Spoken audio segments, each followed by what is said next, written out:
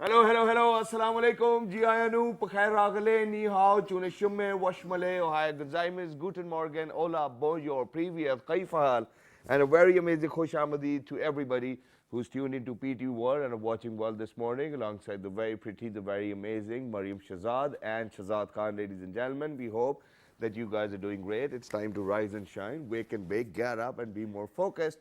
But as a matter of fact, I think I'm forgetting that I actually have to ask Mariam, how does she feel? Hello, Mariam. How are you? Assalamu alaikum and a very good morning. I'm doing very well. I hope you guys are doing very well at home and you're ready to start your day with us. We have a wonderful show lined up for you guys. We will be talking about so many things today. We have an expert sitting with us in our studio. But first, let's see what's going around the globe. So let's dive into our top stories. Wow, that was smooth. Top stories.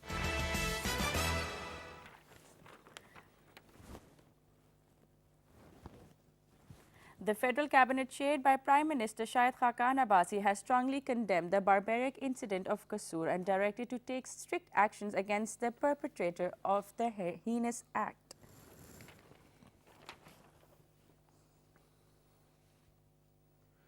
Pakistan and Egypt have signed a memorandum of understanding to finance cooperation in defense sector, to enhance cooperation.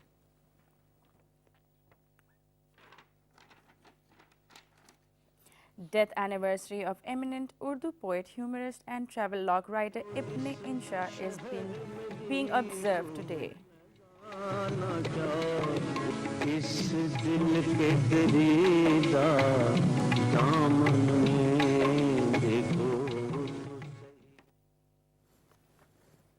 And about 5,000 men and women made a chaotic dash through the courtyard of a Nishinomiya shrine in western Japan's Hyogo prefecture, aiming to clinch the title of the luckiest man of the new year.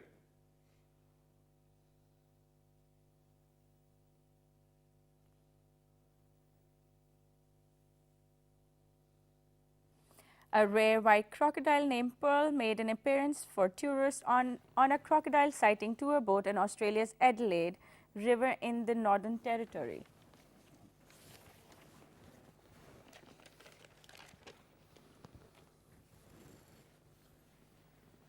All right, ladies and gentlemen, these were the top stories. Time now for a public service message. And once again, it's a day where Mariam's actually going to do the honors on a Thursday morning.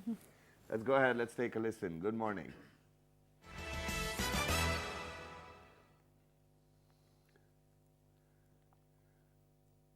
All right, so Mariam, do you want to do it? Yes, Let's do it. today I will talk about child abuse.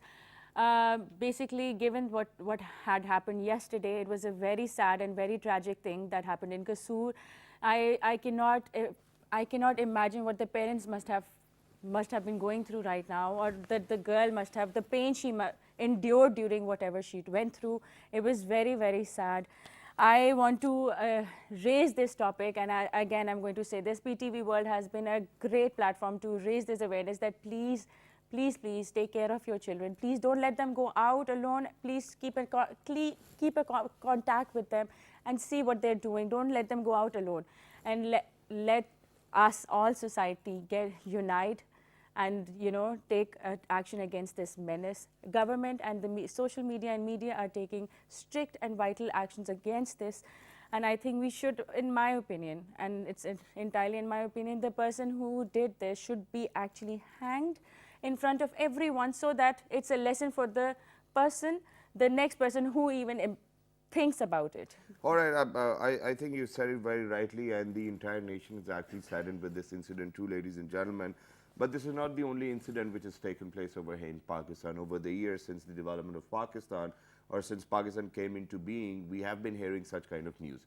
But now with the advent of social media, print media, news and whatnot, even though the Supreme Court actually took notice of this as well, and then Chief of Army Staff wanted to extend help to all of those people who actually needed it, or for the civil administration, everybody is on one platform. But as a matter of fact, I think what we should be more focused on is that such events shouldn't actually take place. Because what's the point of talking about this now? Because that little angel actually, I mean, what did she do wrong? And for somebody who was such a maniac, who was born with such a demon soul, who couldn't even think of what is right or wrong, I think that, it reckons my heart to even talk about this as well. Then there was a kid in Faisalabad, then there were 2 kids murdered in Sialkot too as well, just because of the fact that everybody else thought that they had actually done something wrong. How can anybody else take justice into their own hands and decide that this is going to be the fate of whoever person he thinks or she thinks actually did something wrong? So I think, first of all, very sorry. First of all, what I'm going to convey over here is that there was this biggest event of the year last year, which happened over here in Islamabad. There were more than 15,000 people who came up. And imagine that after every second, I had a mom rushing towards me, crying and saying that please make an announcement. I've lost my kid. What kind of parents are you? I mean, it was so unfortunate of me to experience that. And, they'll come crying and begging and, I've lost my kid, please do the announcement. Obviously, it was our responsibility to do the announcement. But why did you lose them in the first place? Yes, and we've raised, and I've talked about this earlier before too, but instead of pointing fingers that that person should have done that, the neighbor should have done this, you should start with your own self. And this is what I'm trying to tell you. I'm giving my 1%, that keep your children safe. You are supposed to take care of your children yourself. Please do not let them go out alone. Don't trust anyone, because you don't know what sort of a maniac is roaming around in the street or anywhere else. It is your duty, your child. Please take care of your own children. And I was so sad about this incident yesterday. I just could not sleep. I couldn't stop crying, because it was not her fault, and that poor kid had no idea what sort of a maniac would do such a thing. I cannot think of a person with the right mind who would do something like that to a kid. So please take care of yourself and stay safe, and please keep your children safe. And it's definitely in line with what we are going to discuss today, ladies and gentlemen. So coming towards the topic, we are obviously going to talk about cybercrime and cyber security. But as a matter of fact, quite a lot of impersonation, and then there were messages roaming around that we actually shouldn't upload pictures of our kids, or shouldn't log into our check-ins and whatnot, that okay, we are sitting over here and whatnot. Because what people do is that they take those pictures, and then there's a whole market of human trafficking too as well. They give their pictures to all of those people, and then if they are being selected, unfortunately, so they come and kidnap your kids too. So please make sure that you look after that. And cybersecurity or cybercrime is actually bigger than that. Now, the last years, I think within 2017, there were 3 top newses of such sort, for example, where they accuse Russia to actually have been helping Mr. Trump in the election too as well. Then in France, and then there was another incident too as well. So cybercrime, with the evolution of technology, is getting bigger and bigger, and it's getting hard to understand. And the sole cost of cybercrime by 2016 was actually up to somewhere $5 trillion.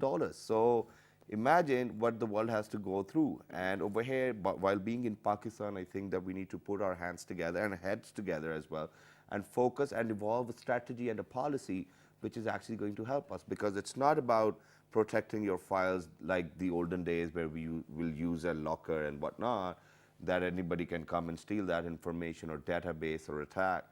Now the techniques are changing. We have very apt guests over here who are actually going to make us aware about what cyber security and what cyber crime is, and then what kind of policies are in place and what we can do. So I have a very small example of what cybersecurity is and what cybercrime is. I saw this really wonderful video on Facebook.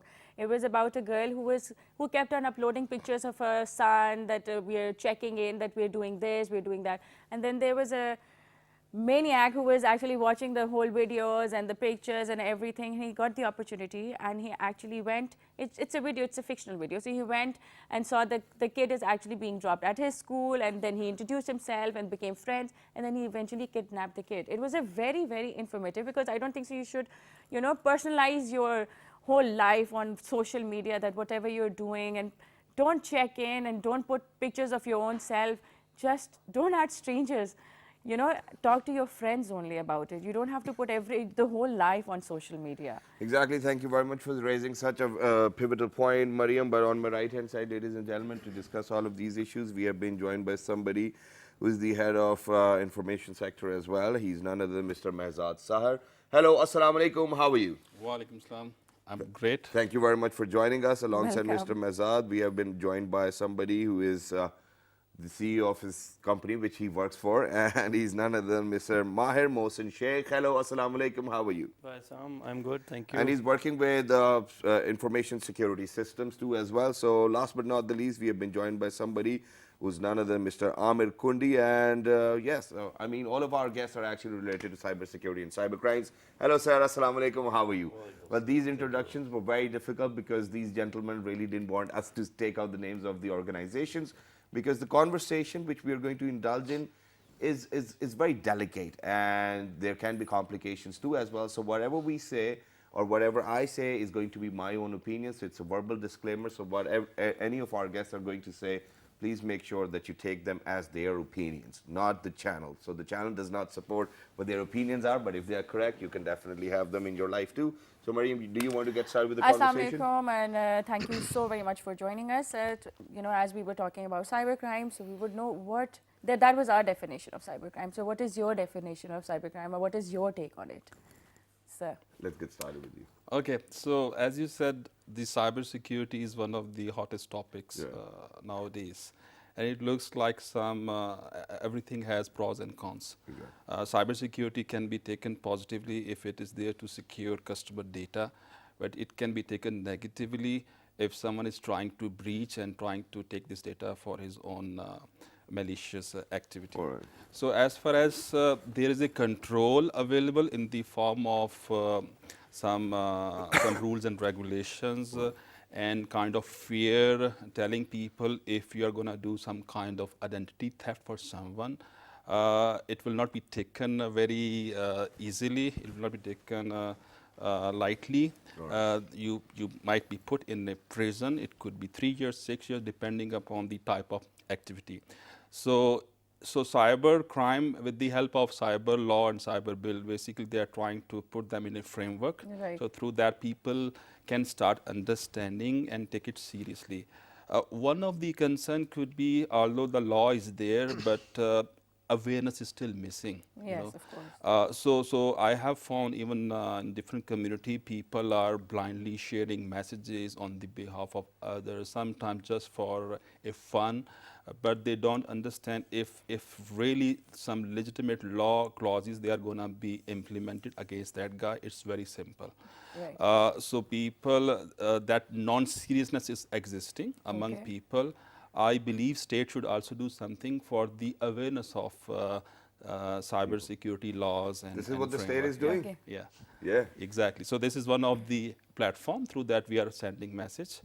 Otherwise, due to, I will say, non-serious attitude, as you give example, people posting their personal life, and the data is too enriched nowadays. The data is like a gold mine. Nowadays the data, if someone is really doing a great analysis, I can predict tomorrow you're going to do what, unfortunately. Exactly. So that is a complete privacy issue. So through that, it can be misused. I will advise people to minimize as maximum as possible their digital footprint. Right. So they should not be very greedy to post whatever, what breakfast you have taken, whatever, car you have actually sold or you have purchased. Unnecessary, such things basically give a message about a complete package, about a complete profile of a personality, and which can be used for anyone, for any. Exactly. Thank you very much for conveying that. But I'll just move on to Mr. Maher over here. And so at the start of the show, I gave 2 examples that, how important is cyber security for us. Now, for example, the Trump case and then the French elections too as well. How do you see the importance of cyber security in today's world, and how do you think we are evolving alongside that? Okay, so cybersecurity has become one of the major risks to doing business in today's world. There's been many surveys and forums that have published opinions and feedback from many countries on this topic, and this has consistently been coming in the top 3 risks to doing business. So any industry you pick up, whether it's finance, banking sectors, manufacturing sector, the shipping business, every business is facing cybersecurity as a major risk to doing business. So it's become a very, very important topic. It's definitely making headlines. We can see this in the news almost on a daily basis, and so this is extremely, extremely important. For example, the way we had WikiLeaks and all of these leaks coming out as well, are they even directly linked to cybersecurity then? Yes, Or, of course. or our data is not actually in safe hands? Okay, so see, it depends on who the attacker is, who the actor behind the threat is, and what their objectives are. So and depending on what business or industry you are in, you would face a different type of a threat or a different type of a risk. If you take WikiLeaks, for example, that was an attack or a threat faced by the government. So when the threats that are faced by governments are generally intergovernmental, political in nature, and hence they can be very well funded. There can be a lot of motivation behind doing certain acts. So of course the threat levels at the government level or at the military level are extremely high. Okay. At the personal level, they are different. At the bank's level, it's slightly different. It's more customer centric. It's customer information. So depending on the type of business you are in, depending on the type of organization you are in, the threats you face will be different, and so you have to manage them accordingly. Okay. Okay. So moving forward to Mr. Amir right there, as Mr. Maher was telling us about all the threats. So what are the major cyber threats that concerns you the most as the cybersecurity expert? Actually, in this regard, I will take you back to the 80s when internet was, invented. Right. And internet was invented not keeping security in mind. Okay. It was just to, connect the world. transfer information from one place to another. But nobody knew at that time that billions and billions of people will be connected to the internet. Right. And there will be a humongous amount of financial, things involved with this. Our lives are converging towards banking. Everything is on the internet now. Right. Our data is on the internet. So with the advent of that much data on the internet, there is always a threat. And Right. that threat is coming from different angles. Like 2017 was the ransomware year. You know about the ransomware. Exactly. Yeah. So there were different ransomware in the market at that time, like WannaCry and Patya, and they have infected a lot of organizations with that. And in the coming few years, we are also facing APTs, different APTs, advanced persistent threat, cyber espionage, which one country is putting on the other country. So these sort of threats will be facing in the future. Right. Yeah. It's the same WannaCry type of threats are Exactly. actually going to persist? Exactly. they All are right, so gonna then I persist. think I'll just move on to Mr. Mezad over here. And how do you think that the organization in today's age and time are going to counter with all of these threats? Because I don't think that we're at that par with the international or the global world as well in terms of cybersecurity. So how do we do it? Okay, so as you said, the cybersecurity and especially the hacking right now is the industry itself. It's more than $4-5 trillion. Because we've even got ethical hackers these days. Right, I yeah. mean, what is ethical hacking?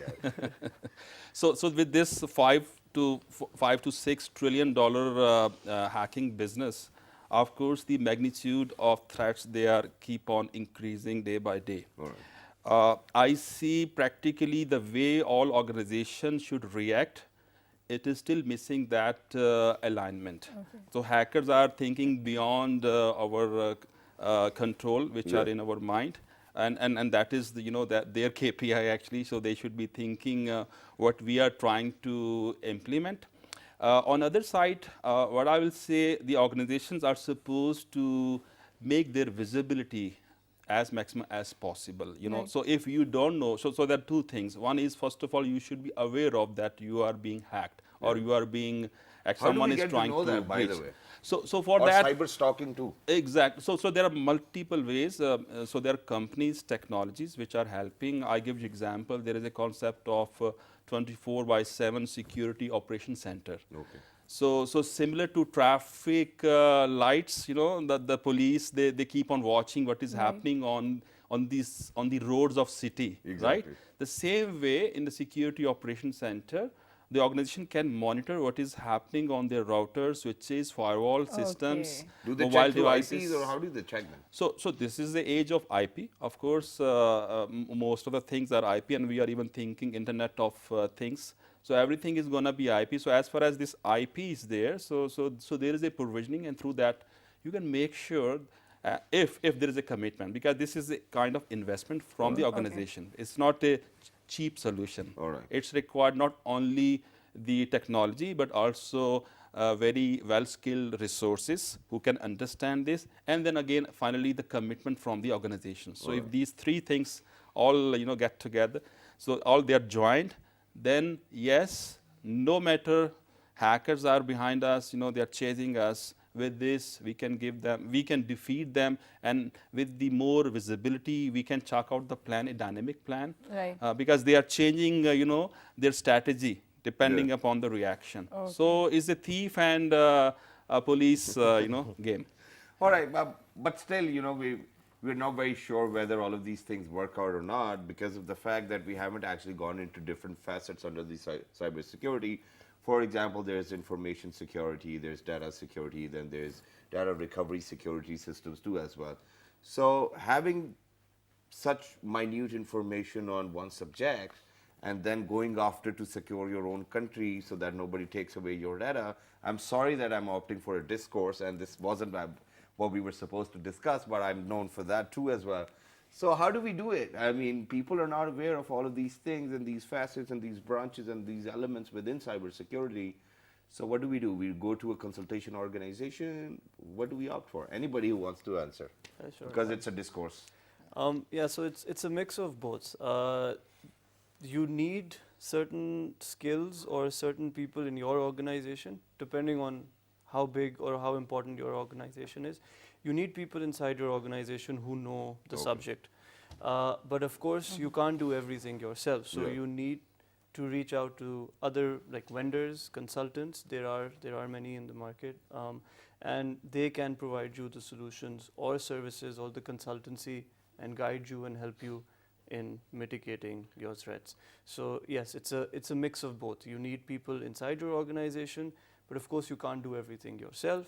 So you hire vendors. So it's like a 24/7 insecurity going on, on your head that, okay, it might just happen one day. Yes. You wanted to add? So as just to add more what Mahir said, so in addition to organization, it also requires some responsibility from the state. Okay. Some kind of regulator involvement. I give you example on the banking sector. State Bank of Pakistan is very much enforcing security clauses and requirement in a way so banks, whether they like or not, they start following. The same thing in telecom, PTA also is advising all telecom operators how to make sure at least the security baseline is available. And same we expect from ministry. So, and eventually, as you were talking about a national level security, eventually there should be a concept of national CERT, Computer Emergency Response Team. And where all important industry, they should send their security log and they should gather at one place. Right. Someone with a bigger, authority should analyze this and also then give alert and should say right now there is an attack in banking sector, or there are going to be attack in telecom sector or in some other industry. And it did happen even in the late 2017 that people were actually losing on their payments too as well, which were online transactions. So yeah, be careful, people, because that is hard-earned money and you just don't want to lose it just like that. Yeah. So while we were talking about threats and also, what concerns you the most with your threats that attacks your organization? What are the major concerns that the most significant cybersecurity concerns that when the threat attacks your organization? So the threats right now, I think we want to say the significant threats targeting different industry or different organization. Nowadays, this is like a rent-a-car is like a rent-a-hacker. That type of concept is there. So there are even rent-a-hacking service. So right now, rent a spyware, rent a denial of service attack, and these type of attacks, actually, you don't need to do any technical thing. You just go and pay. And these organizations, in a very systematic way, they can create such attack against the organization or against some individuals. So this is one of the area. So it's no more in the hand of individuals, Yeah. what I Right. want to say. Second thing is like mostly social engineering attack. The people are the weakest link, as Right. per my understanding. Through social engineering, within 2-3 minutes nowadays, it's very easy to find out what is your password. Yeah. So people are like, you just go and show some silver line.